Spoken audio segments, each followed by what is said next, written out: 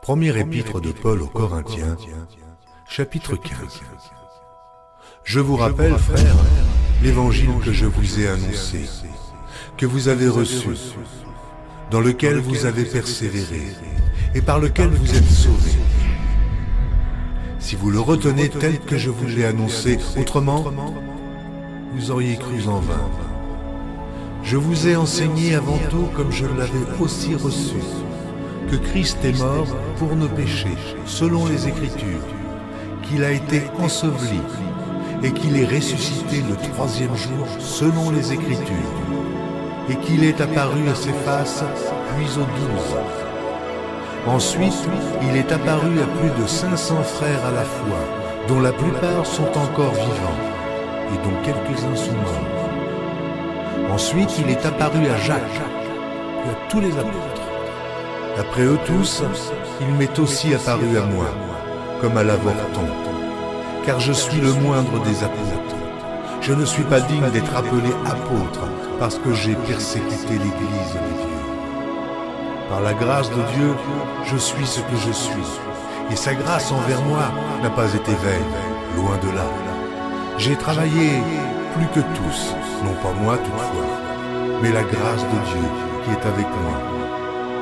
Ainsi donc, que ce soit moi, que ce soit eux, voilà ce que nous prêchons, et c'est ce que vous avez cru. Or, si l'on prêche que Christ est ressuscité des morts, comment quelques-uns parmi vous disent-ils qu'il n'y a point de résurrection des morts? S'il n'y a point de résurrection des morts, Christ non plus n'est pas ressuscité. Et si Christ n'est pas ressuscité, notre prédication est donc vaine, et votre foi aussi est vaine. Il se trouve même que nous sommes de faux témoins à l'égard de Dieu, puisque nous avons témoigné contre Dieu qu'il a ressuscité Christ, tandis qu'il ne l'aurait pas ressuscité si les morts ne ressuscitent point. Car si les morts ne ressuscitent point, Christ non plus n'est pas ressuscité. Et si Christ n'est pas ressuscité, votre foi est vaine. Vous êtes encore dans vos péchés, et par conséquent, aussi ceux qui sont morts en Christ sont perdus. Si c'est dans cette vie seulement que nous espérons en Christ, nous sommes les plus malheureux de tous les hommes. Mais maintenant, Christ est ressuscité des morts. Il est les prémices de ceux qui sont morts. Car puisque la mort est venue par un homme, c'est aussi par un homme qu'est venue la résurrection des morts. Et comme tous meurent en Adam, de même aussi, tous revivront en Christ, mais chacun en son rang. Christ comme prémisse, puis ceux qui appartiennent à Christ lors de son avènement. Ensuite viendra la fin, quand il remettra le royaume à celui qui est Dieu et Père, après avoir détruit toute domination, toute autorité et toute puissance. Car il faut qu'il règne, jusqu'à ce qu'il ait mis tous les ennemis sous ses pieds. Dieu, en effet, a tout mis sous ses pieds. Mais lorsqu'il dit que tout lui a été soumis, il est évident que celui qui lui a soumis toutes choses est excepté. Et lorsque toutes choses lui auront été soumises, alors le Fils lui-même sera soumis à celui qui lui a soumis toutes choses, afin que Dieu soit tout en tous. Autrement, que feraient ceux qui se font baptiser pour les morts, si les morts ne ressuscitent absolument pas? Pourquoi se font-ils baptiser pour eux? Et nous, pourquoi sommes-nous à toute heure en péril? Chaque jour, je suis exposé à la mort. Je l'atteste, frères, par la gloire dont vous êtes pour moi le sujet en Jésus-Christ notre Seigneur. Si c'est dans des vues humaines que j'ai combattu contre les bêtes à Éphèse, quel avantage m'en revient-il? Si les morts ne ressuscitent pas, mangeons et buvons, car demain nous mourrons. Ne vous y trompez pas, les mauvaises compagnies corrompent les bonnes mœurs. Revenez à vous-même comme il est convenable et ne péchez point. Car quelques-uns ne connaissent pas Dieu, je le dis à votre honte. Mais quelqu'un dira, comment les morts ressuscitent-ils et avec quel corps reviennent-ils? Insensé, ce que tu sèmes ne reprend point vie s'il ne meurt. Et ce que tu sèmes, ce n'est pas le corps qui naîtra. C'est un simple grain de blé peut-être, ou quelque autre semence. Puis Dieu lui donne un corps comme il lui plaît, et à chaque semence, il donne un corps qui lui est propre. Toute chair n'est pas la même chair, mais autre est la chair des hommes, autre celle des quadrupèdes, autre celle des oiseaux, autre celle des poissons.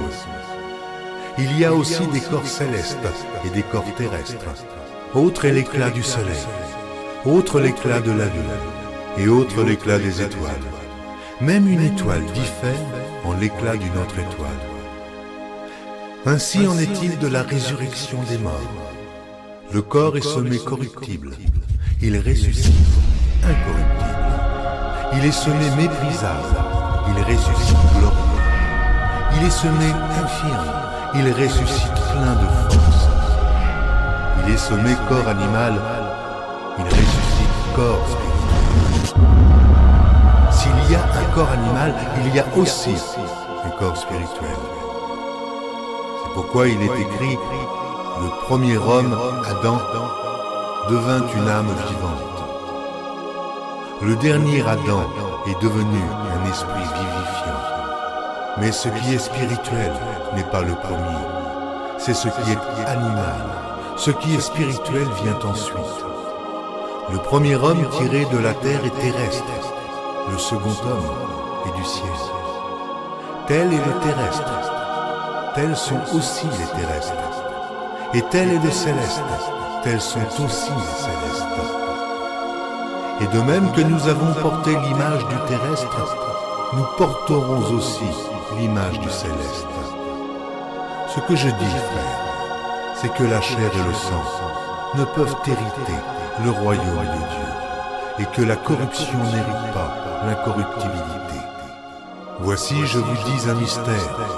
Nous ne mourrons pas tous, mais tous nous serons changés, en un instant, en un clin d'œil, à la dernière trompette. La trompette sonnera, et les morts ressusciteront incorruptibles, et nous serons changés. Car il faut que ce corps corruptible revête l'incorruptibilité, et que ce corps mortel revête l'immortalité.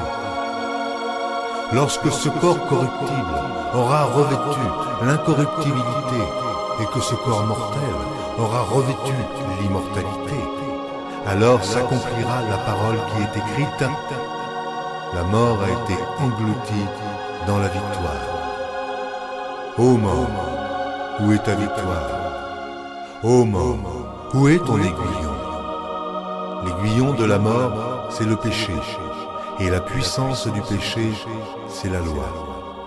Mais grâce soit rendue à Dieu, qui nous donne la victoire par notre Seigneur Jésus-Christ. Ainsi, mes frères bien-aimés, soyez fermes, inébranlables, travaillant de mieux en mieux à l'œuvre du Seigneur, sachant que votre travail ne sera pas vain dans le Seigneur.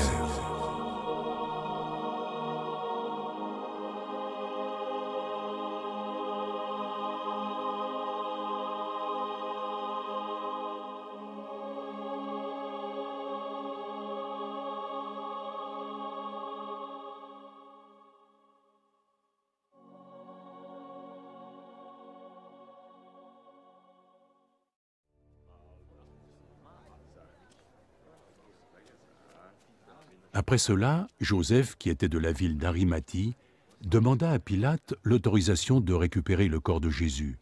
Joseph était un disciple de Jésus, mais en secret par crainte des autorités juives. Et Pilate lui permit de le prendre. Donc Joseph vint et emporta le corps de Jésus. Nicodème, celui qui une fois était allé voir Jésus pendant la nuit, accompagna Joseph, emportant avec lui près de 30 kilos d'épices, un mélange de myrrhe et d'aloès. Les deux hommes prirent le corps de Jésus et l'enveloppèrent de bandes de lin, avec les épices conformément à la coutume juive, lorsqu'ils préparent un mort avant de l'enterrer. À l'endroit où Jésus avait été mis à mort, il y avait un jardin, et dans ce jardin, un tombeau tout neuf, dans lequel on n'avait encore mis personne. Comme c'était la veille du sabbat et que le tombeau était tout près, c'est là qu'ils déposèrent le corps de Jésus. Tôt le dimanche matin, alors que le jour n'était pas encore levé, Marie de Magdala se rendit au tombeau. Et elle vit que la pierre de l'entrée avait été enlevée. Elle courut trouver Simon-Pierre et l'autre disciple que Jésus aimait.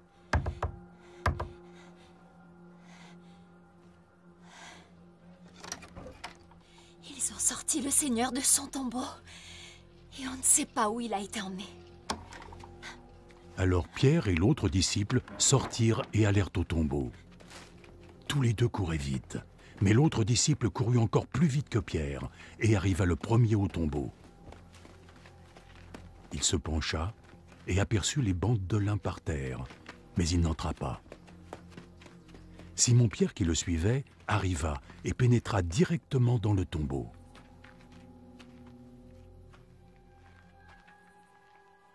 Il vit les bandes de lin à même le sol et le linge dont on avait couvert la tête de Jésus. Ce linge n'était pas par terre avec les bandes de lin, mais il était enroulé à part. Puis l'autre disciple, qui était arrivé le premier, entra à son tour. Il vit et il crut. Il ne comprenait pas encore que, selon l'Écriture, Jésus devait se relever d'entre les morts. Puis les disciples s'en retournèrent chez eux. Marie, elle, resta à l'entrée du tombeau et pleura.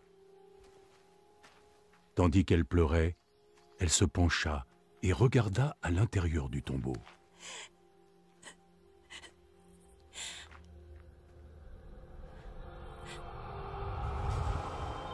Elle vit deux anges, vêtus de blanc, assis à la place où avait reposé le corps de Jésus, l'un à la tête et l'autre aux pieds.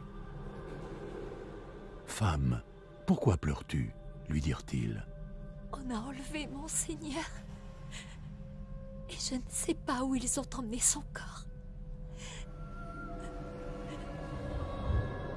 Puis elle se retourna et elle vit Jésus qui se tenait là. Mais elle ne se rendit pas compte que c'était lui. « Femme, pourquoi pleures-tu? Qui est celui que tu cherches? » Elle pensa que c'était le jardinier. Alors elle lui dit: « Si c'est toi qui l'as emporté, dis-moi où tu l'as emmené et j'irai le reprendre. »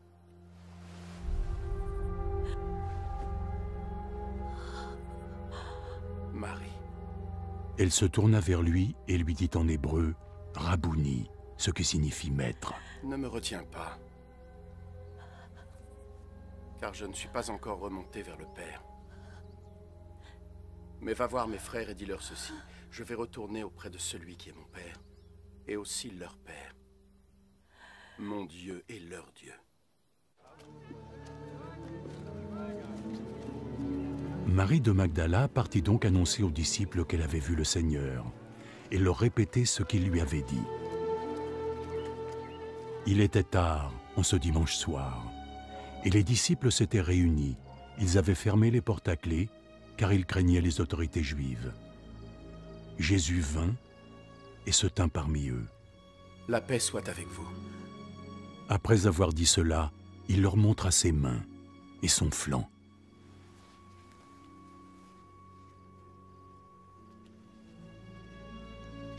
Les disciples furent remplis de joie en voyant le Seigneur.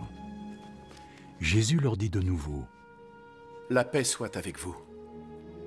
Comme le Père m'a envoyé, alors je vous envoie. »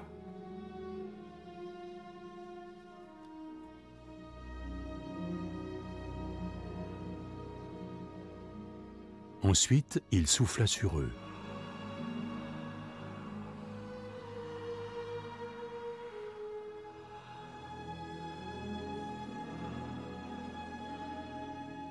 Recevez le Saint-Esprit. Si vous pardonnez à ceux qui ont péché, ils auront le pardon. Si vous ne leur pardonnez pas, ils ne l'obtiendront pas.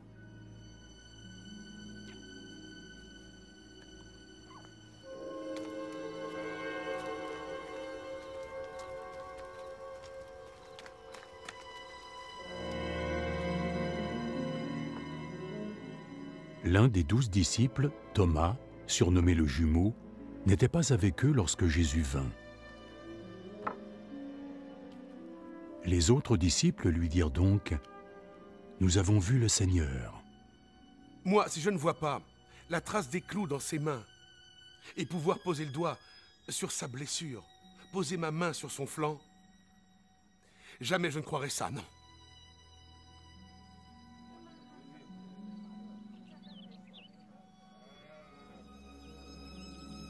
Une semaine plus tard, les disciples étaient de nouveau réunis dans la maison, et Thomas était avec eux. Les portes étant fermées à clé, mais Jésus vint et se tint parmi eux. La paix soit avec vous. Pose ton doigt ici et regarde mes mains. Ensuite, avance ta main et place-la sur mon flanc. Cesse de douter pour croire. Mon Seigneur et mon Dieu.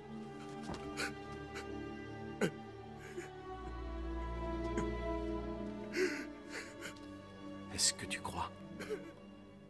Parce que tu m'as vu. Comme ils sont heureux ceux qui croient sans même m'avoir vu.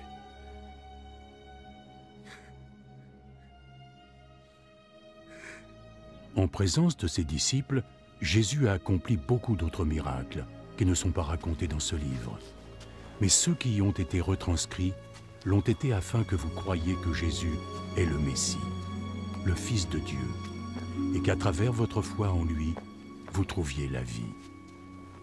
Après cela, Jésus apparut une fois de plus à ses disciples au lac de Tibériade. Voici comment. Simon-Pierre, Thomas, appelé le jumeau, Nathanaël, celui de Cana en Galilée, les fils de Zébédée et 2 autres disciples de Jésus étaient ensemble. Simon-Pierre dit aux autres, « Je vais aller pêcher. » « Nous y allons avec toi, lui répondirent-ils. Ils montèrent tous dans une barque, mais ils rentrèrent bredouilles de cette nuit de pêche.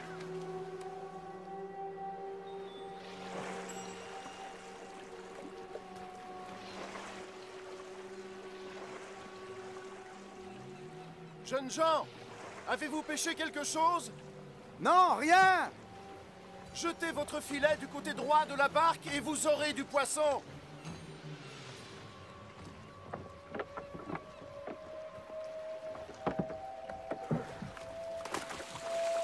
Ils le jetèrent donc.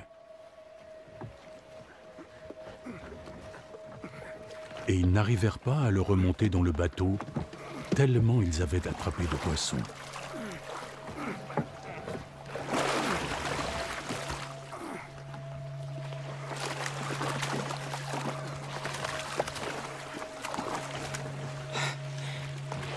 Le disciple que Jésus aimait dit à Pierre, « C'est le Seigneur. »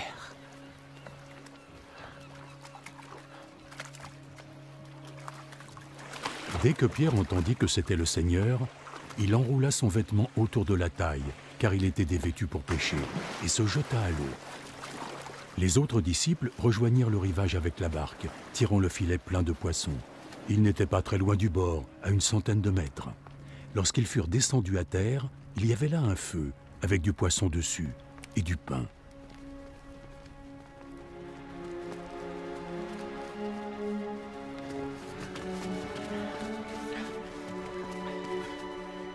Apportez ces poissons que vous venez de prendre. Simon-Pierre monta dans la barque et tira à terre le filet plein de gros poissons, 153 en tout. Et bien qu'il y en eût autant, le filet ne se déchira pas. Venez et mangez. Aucun des disciples n'osait lui demander « Qui es-tu » parce qu'il savait que c'était le Seigneur. Alors Jésus s'approcha, prit le pain et leur en donna. Il fit de même avec le poisson. C'était donc la 3e fois que Jésus apparaissait à ses disciples, depuis qu'il était ressuscité. Après qu'ils eurent mangé, Jésus demanda à Simon-Pierre, « Simon, fils de Jean, m'aimes-tu plus que tous les autres ici? »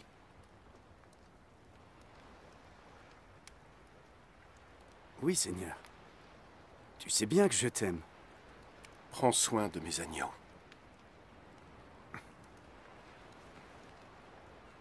Une deuxième fois, Jésus lui demanda, « Simon, fils de Jean, est-ce que tu m'aimes? » Oui, Seigneur. Tu sais bien que je t'aime. Prends soin de mes agneaux. Une troisième fois, Jésus lui demanda, « Simon, fils de Jean, est-ce que tu m'aimes? »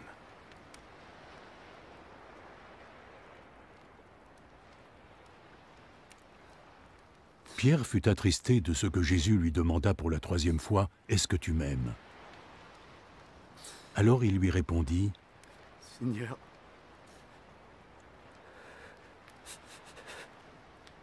toi qui sais toutes choses, tu sais que je t'aime. »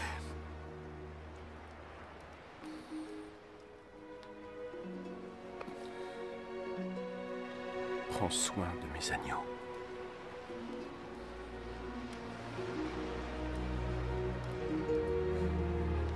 En vérité, je te le dis. Quand tu étais plus jeune, tu étais toujours prêt et tu allais où tu voulais. Mais quand tu seras vieux, tu étendras tes mains.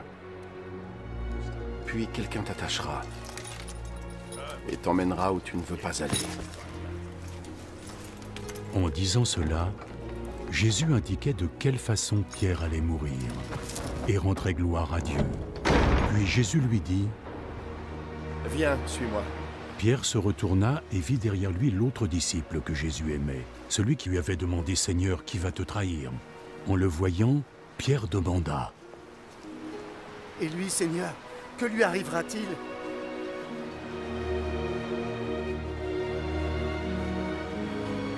Si je veux qu'il vive jusqu'à mon retour, que t'importe? Toi, suis-moi. Ainsi, un bruit courut parmi les fidèles de Jésus que ce disciple ne mourrait pas. Pourtant, Jésus n'avait pas dit qu'il ne mourrait pas. Il avait juste dit, « Si je veux qu'il vive jusqu'à mon retour, que t'importe ?» C'est ce disciple qui témoigne de ces faits et les a mis par écrit. Et nous savons que son témoignage est vrai. En fait, il y a tant d'autres choses que Jésus a réalisées. Si on devait les raconter l'une après l'autre, j'imagine que le monde entier ne suffirait pas à contenir les livres que l'on pourrait écrire. L'apôtre Jean a dit que le but de son évangile était que nous croyions que Jésus est le Fils de Dieu. En décrivant ces événements, Jean nous presse de croire et d'avoir confiance en Jésus, qui a payé pour nos péchés en mourant sur la croix. Car Dieu a tellement aimé le monde qu'il a donné son Fils unique pour que tout homme qui croit en lui ne meure pas, mais obtienne la vie éternelle. En vérité, je vous le dis, ceux qui entendent mes paroles et croient en celui qui m'a envoyé auront la vie éternelle. Et la vie éternelle consiste à te connaître, toi, le seul Dieu véritable, et à connaître Jésus-Christ, celui que tu as envoyé. Mais tout cela a été écrit dans le but que vous croyiez que Jésus est le Messie, le Fils de Dieu, et qu'à travers votre foi en lui, vous ayez la vie éternelle. One day, Jesus is coming. You may be at church. You may be at work. You may be asleep.